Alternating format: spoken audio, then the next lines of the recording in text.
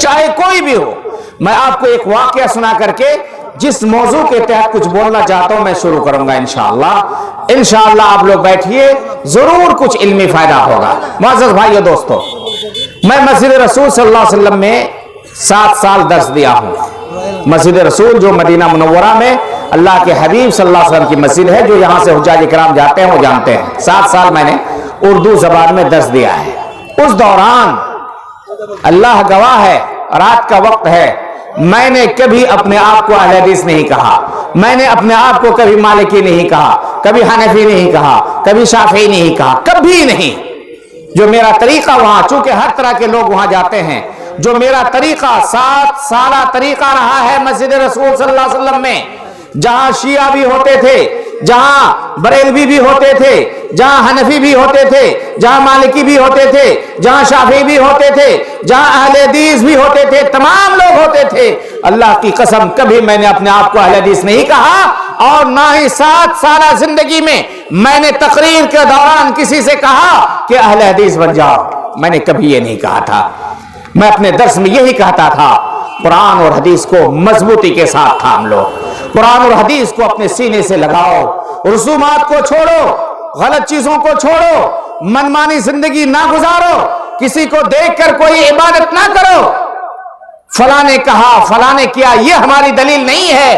ہماری دلیل یہ ہے کہ قرآن نے کیا کہا, ہماری دلیل یہ ہے کہ محمد رسول اللہ صلی اللہ علیہ وسلم نے کیا کہا. یہ ہماری دلیل. ہماری تقریر سننے کے بعد بہت سارے لوگ الحمدللہ صحیح راستے پر آئے. اس میں سے ایک آدمی کا, اور اللہ گواہ ہے کہ جس کا واقعہ سنانے جا رہا ہوں, آج تک میں نے بالمشافہ میں نے اسے نہیں دیکھا ہے. نہ میں اس کو پہلے دیکھا تھا, نہ پہلے جانتا تھا. وہ آدمی ہندوستان, گجرات, بلکہ جو لوگ گجرات کے ہیں وہ جانتے ہوں گے, جب گجرات گئے ہیں وہ لوگ جانتے ہوں گے. وہاں پہ ایک جگہ ہے احمد آباد کے قریب, ہمت نگر, وہاں کا ایک آدمی ہے. وہ حج پہ گیا, میرے درس میں بیٹھا اور وہاں سے واپس آیا. واپس آنے کے بعد وہ مجھ سے رابطہ کرتا ہے, فون کرتا ہے. کئی سال پہلے کی میں بات بتا رہا ہوں. وہ کہتا, مولانا میں آپ کے درس میں وہاں پہ حاضر ہوا اور میں نے یہ سنا آپ کے درس سے کہ قرآن اور حدیث کو مضبوطی کے ساتھ تھامنا ہے, قرآن اور حدیث پر عمل کرنا ہے. یہاں میں ہندوستان میں جذبہ لے کر کے آیا واپس کہ میں قرآن اور حدیث پر عمل کروں گا. یہاں آیا تو فلاں کی مسجد ہے, یہاں آیا تو فلاں کی مسجد ہے, یہاں آیا تو فلاں کی مسجد ہے. تمام لوگ قرآن اور حدیث کی بات کرتے ہیں, سب کہتے ہیں کہ ہم قرآن اور حدیث کو مانتے ہیں. ہم کدھر, کس کو صحیح مانیں, کدھر جائیں؟ میں نے کہا کہ اگر صحیح معنی میں آپ کے ذہن میں یہ چیز ہے, یہ طرف ہے, تو جان جائیے کہ اللہ تبارک و تعالی ضرور آپ کی صحیح رہنمائی فرمائے گا. آپ دیکھیے, لوگ تو کہتے ہیں, اگر کوئی انسان کہے, کوئی اشہد ان لا الہ الا اللہ واشہد ان محمد رسول اللہ کہنے والا کوئی جماعت ہو, کوئی تنظیم ہو, اگر وہ کہے کہ وہ قرآن کو نہیں مانتا, اگر وہ کہے کہ وہ اللہ کے رسول صلی اللہ علیہ وسلم کی حدیث کو نہیں مانتا, لوگ جوتے برسائیں گے اس کے اوپر. اس لیے کہنا پڑے گا, سب کی مجبوری ہے قرآن اور حدیث, سب کی مجبوری ہے کہ ہم قرآن اور حدیث پر عمل کرتے ہیں, مجبوری سب کی ہے. لیکن اللہ تبارک و تعالیٰ نے آپ کو عقل سے نوازا ہے, اللہ تبارک و تعالیٰ نے آپ کو سمجھنے اور حق سمجھنے کا جو ایک آلہ ہوتا ہے, بہترین چیز عقل سے نوازا ہے. آپ حق اور باطل کے درمیان, آپ صحیح اور غلط کے درمیان آپ تمیز کر سکتے ہیں. آپ دیکھیے صحیح معنی میں کون کہتا ہے کہ وہ قرآن اور حدیث پر عمل کرتا ہے, یا کون کہتا ہے کہ قرآن اور حدیث پر عمل کرنا چاہیے. اور پھر آپ دیکھیے کہ صحیح معنی میں وہ قرآن اور حدیث ہر بات پہ قرآن اور حدیث کی بات کرتا ہے یا نہیں کرتا ہے. دیکھیے آپ کون ایسا کرتا ہے. اللہ کی قسم, آدھے گھنٹے کے بعد پھر اس کا فون آتا ہے اور وہ کہتا ہے, مولانا یہ کام, یہ بات صرف اور صرف اہل حدیث والے کرتے ہیں, جو صحیح معنی میں کہتے ہیں اور کرتے ہیں, اور ان کی طرف ہے کہ قرآن اور حدیث پر ہم عمل کریں. میں نے کہا اگر آپ کہہ رہے ہیں صحیح بات, اگر آپ صحیح کہہ رہے ہیں کہ وہ اہل حدیث والے ہی ایسے ہیں, تو سمجھ جائیے کہ وہی لوگ صحیح ہیں. اگر آپ کہتے ہیں تو نہیں تو میں اپنی بات نہیں کرتا. اگر آپ کہتے ہیں اس کے بعد وہ توحید کا متوالا ہوا, اس کے بعد وہ سنت کا متلاشی ہوا, اور آج بھی ہم سے اس کا تعلق ہے, اللہ کی قسم آج تک میں نے اس کو دیکھا نہیں ہے. اس لیے میری اس بات کو یاد رکھیے کہ دنیا کے اندر اگرچہ بہت سارے دھرم پائے جاتے ہیں, لیکن تمام دھرموں میں سب سے اچھا دھرم انسانی طبیعت کے مطابق, انسانی عقل کے مطابق اگر کوئی دھرم ہے تو وہ مذہب اسلام ہے. اتنی ساری دشمنیوں کے باوجود, دشمنان اسلام کے باوجود, اس کی شبیہ کو بگاڑنے کے باوجود, آج جوک در جوک یورپ میں, امریکہ میں, ایشیا میں, آسٹریلیا میں لوگ اسلام میں جوک در جوک داخل ہو رہے ہیں. آپ سے دشمنی اس لیے ہو رہی ہے, آپ سے دشمنی, اسلام سے دشمنی, مسلمانوں سے دشمنی اس لیے ہو رہی ہے کہ آج تمام دھرم کے ماننے والے اسلام کی رخ کر رہے ہیں, اسلام کو پڑھ رہے ہیں, اسلام کو سمجھ رہے ہیں. ہمارے اور آپ کی دعوت سے نہیں. اگر صحیح معنی میں ہمارے اندر طرف ہوتی, صحیح معنی میں اگر ہم قرآن اور حدیث کو لوگوں تک پہنچانے کی کوشش کرتے, تو لوگ جو ابھی جس طرح اسلام میں داخل ہو اس سے کہیں زیادہ اسلام میں داخل ہوتے ہیں. ہندوستان میں آج مسلمانوں پر جو سختیاں ہیں وہ اپنی جگہ پر ہے, صرف اس لیے کہ یہ دھرم سب سے زیادہ پھیل رہا ہے. آپ مطالعہ کرو میرے بھائیوں, سب سے کم محنت اسی دھرم کے پھیلانے میں ہو رہی ہے, لیکن سب سے زیادہ جو دھرم پھیل رہا ہو یہ دھرم اسلام دھرم ہے, مذہب اسلام ہے. معزز بھائیو دوستو, آج ضرورت اس بات کی ہے کہ ہم قرآن اور حدیث کو سمجھیں, قبل اس کے کہ ہم نعرہ لگائیں کہ ہم اہل حدیث ہیں, قبل اس کے کہ ہم نعرہ لگائیں کہ ہمارا تعلق دارالعلوم دیوبند سے ہے, ہمارا تعلق فلاں سے ہے, ہمارا تعلق فلاں عالم سے ہے, ہمارا تعلق فلاں جماعت سے ہے. قبل اس کے ہمارے اوپر واجب ہے, تمام مسلمانوں پر واجب ہے, چاہے وہ کسی بھی فرقے سے تعلق رکھتے ہوں, کسی بھی مسلک سے تعلق رکھتے ہوں, ہر مسلمان پر واجب ہے کہ قرآن اور حدیث کو سمجھنے کی کوشش کرے. اسی طرح قرآن اور حدیث کو سمجھنے کی کوشش کرے جس طرح صحابہ کرام نے محمد رسول اللہ صلی اللہ علیہ وسلم سے قرآن اور حدیث کو سمجھا تھا, جس طرح صحابہ کرام نے, جس طرح تابعین نے, جس طرح ائمہ محدثین نے سمجھنے کی کوشش کی تھی. آج مجھے کہتے ہوئے شرم آتی ہے کہ ہمارے علماء کے یہاں, ہم جیسے لوگوں کے یہاں, اہل علم کے یہاں منہج کو سمجھنے میں, قرآن اور حدیث کو سمجھنے میں غلطی ہو رہی ہے.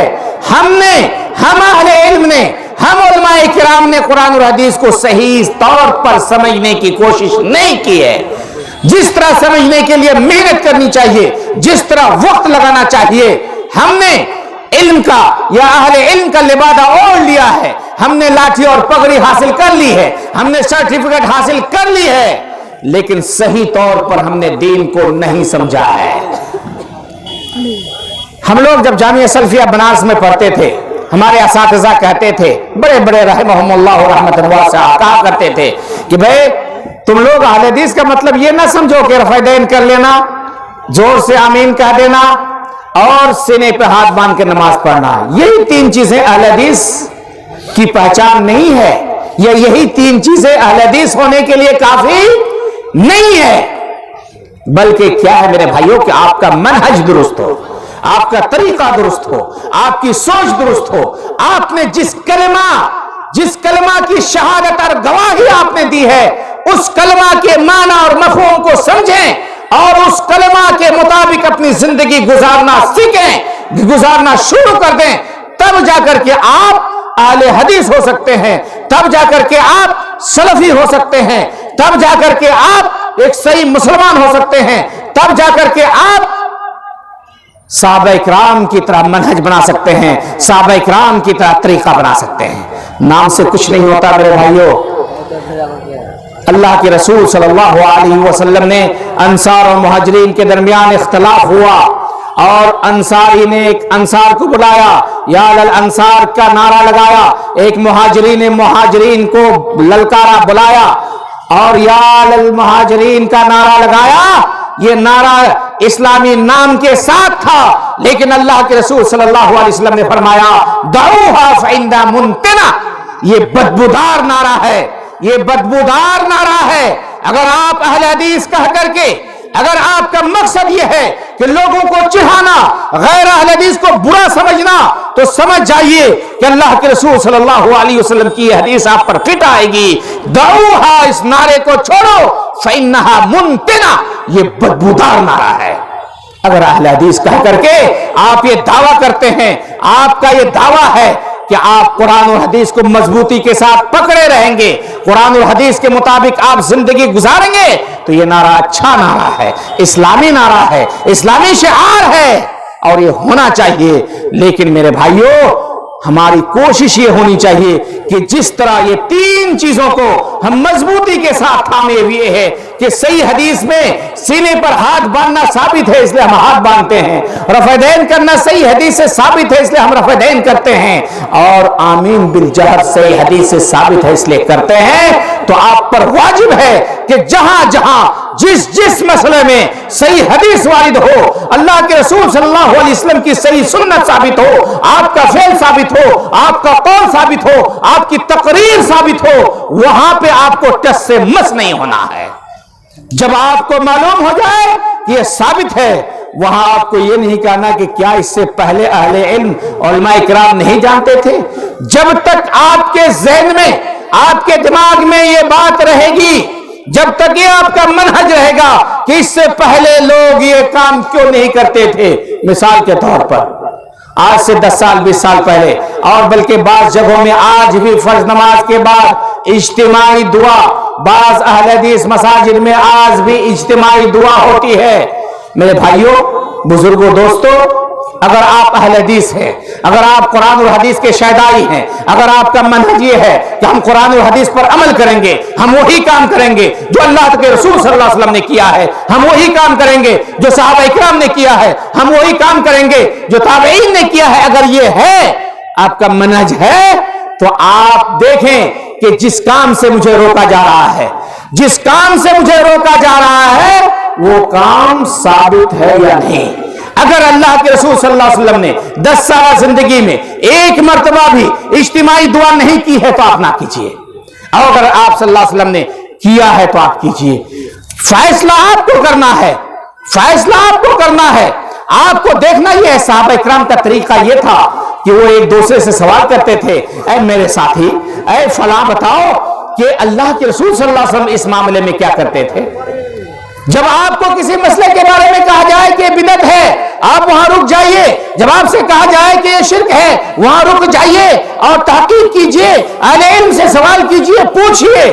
میں کہتا ہوں ہمارے یہاں اہل حدیثوں میں، یا خاص طور پر شیر شاہ آبادیوں میں، یہ چیز ہے کہ مفتیوں کی کوئی کمی نہیں ہے، سب فتویٰ دیتے ہیں، پڑھے لکھے ہو، عالم ہو، عام لوگ ہو، منشی ہو، ملا ہو، ماشاءاللہ فتویٰ میں کوئی پیچھے نہیں، ایک سے ایک، ہر جلسے میں ایک سے ایک فتویٰ میں سنتا ہوں، چاہے بڑے عالم ہو، کوئی فتویٰ دینے میں ماشاءاللہ مفتیان کی کوئی کمی نہیں ہے۔ ابھی میں سن رہا تھا، اور یہ ہمارے خطبہ کرام کا ایک اسٹائل ہے جس کا قرآن حدیث سے کوئی تعلق نہیں، اسٹائل ہے اپنا۔ آپ اگر زور سے سلام کریں گے اور آپ اپنی بات میں مشغول ہوتے ہیں، آپ سلام کا جواب دیتے ہیں، یا بعد نے جواب دے دیا، زور سے آپ نے نہیں دیا، فوراً کہیں گے، ایک حدیث آپ کو سنا دیں گے کہ سلام دینا سنت ہے اور جواب دینا فرض ہے۔ کہاں تمہارے باپ کے گھر میں ہے یہ؟ کس حدیث میں ہے کہ سلام دینا سنت ہے اور جواب دینا فرض ہے؟ کہاں سے میرے بھائیوں؟ یہ اہل علم عوام کو گمراہ کرتے ہیں، یہ اہل علم غلط چیزوں کو دوسروں تک پھیلاتے ہیں، عوام تک پھیلاتے ہیں۔ کہاں میرے بھائیوں؟ کس نے کہا میرے بھائیوں؟ اور اگر ہے بھی تو آپ کو یہ معلوم نہیں کہ ایک آدمی نے جواب دے دیا تو پوری جماعت کی جانب سے جواب ہے، ہر کسی کو جواب دینے کی ضرورت نہیں ہے۔ آپ لوگوں کو سلام پر اٹھائیے، لوگوں کو نشید بنائیے، لوگوں کو صحیح رہنمائی کیجیے، لیکن غلط چیز نہ پھیلائیے۔ برائے مہربانی میرے بھائیوں، ہر عالم سے واللہ عالم کی قدر میں کرتا ہوں۔ معزز بھائیوں، دوستو، آج ہم اپنے آپ کو اہل حدیث صرف اس لیے کہتے ہیں کہ ہم رفع دین کرتے ہیں، ہم اپنے آپ کو اہل حدیث صرف اس لیے کہتے ہیں کہ ہم آمین بالجہر کہتے ہیں، نہیں تو اہل حدیث کون ہے میرے بھائیوں؟ میں نے بتایا، فَإِنْ آمَنُوا بِمِثْلِ مَا آمَنْتُمْ بِهِ فَقَدِ اهْتَدَوْا وَإِنْ تَوَلَّوْا فَإِنَّمَا هُمْ فِي شِقَاقٍ فَسَيَكْفِيكَهُمُ اللَّهُ وَهُوَ السَّمِيعُ الْبَصِيرُ۔ اس کی طرح ہمارا صحابہ کرام کی طرح ہمارا ایمان ہونا چاہیے، سلف صالحین کی طرح ہمارا منہج ہونا چاہیے، صحابہ کرام کی طرح ہماری سوچ ہونی چاہیے، صحابہ کرام کی طرح ہماری فکر ہونی چاہیے۔ صحابہ کرام نے قرآن اور حدیث کو جس طرح سمجھا ہے ہم سمجھنے کی کوشش کیجیے۔ ایک مثال دے کر کے 2-1 منٹ میں اپنی بات کو ختم کر دوں گا۔